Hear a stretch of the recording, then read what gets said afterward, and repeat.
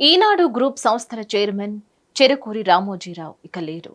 ఈ నెల 5న ఆయనకు శ్వాస తీసుకోవడంలో ఇబ్బందులు ఎదురవడంతో ఆసుపత్రిలో చేరారు. ఆరోగ్యం విషమించడంతో చికిత్స పొందుతూ తెల్లవారుజామున తుది శ్వాస విడిచారు.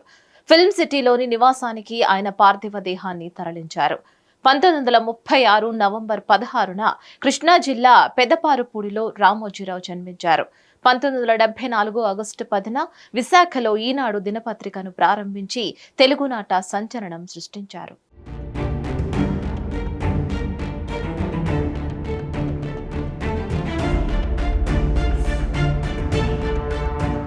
రామోజీరావు మరణంపై పలువురు ప్రముఖులు దిగ్భ్రాంతి వ్యక్తం చేశారు.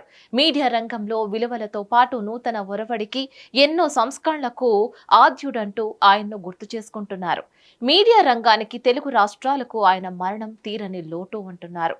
తెలుగు భాషకు ఆయన చేసిన సేవలు మరువలేనివని కొనియాడారు. ఇక ఆయన మరణంతో తీవ్ర విషాదం నెలకొంది.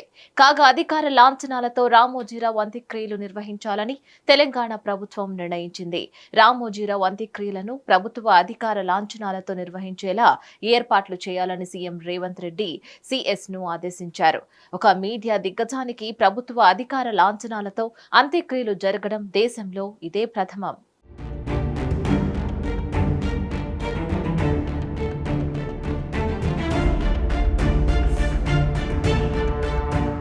అయితే రామోజీరావు అసలు పేరు చెరుకూరి రామయ్య. 2016లో పద్మ విభూషణ్ పురస్కారం అందుకున్నారు. 1936 నవంబర్ 16న కృష్ణా జిల్లా పెద్దపారుపూడిలో జన్మించారు.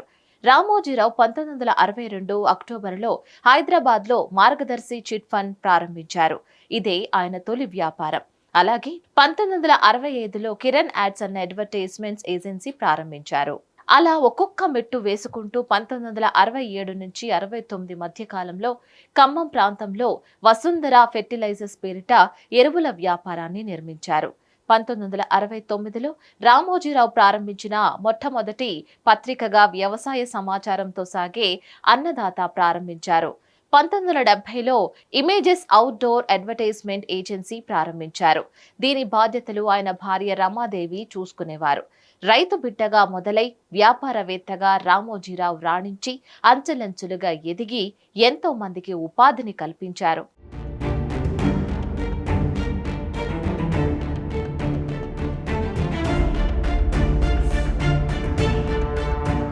రామోజీరావు మానస పుత్రిక ఈనాడు సంస్థను ప్రారంభించి ఈ ఏడాదికి ఆగస్టు 10 నాటికి 50 ఏళ్లు పూర్తయ్యాయి.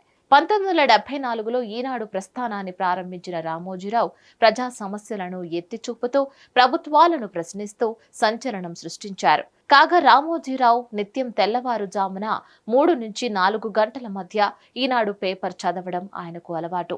మరో 2 నెలల్లో ఆ పేపరు 50 ఏళ్లు నిండనుండగా ఈ అరుదైన ఘట్టాన్ని చూడకుండానే రామోజీరావు కన్నుమూయడం విషాదకరం.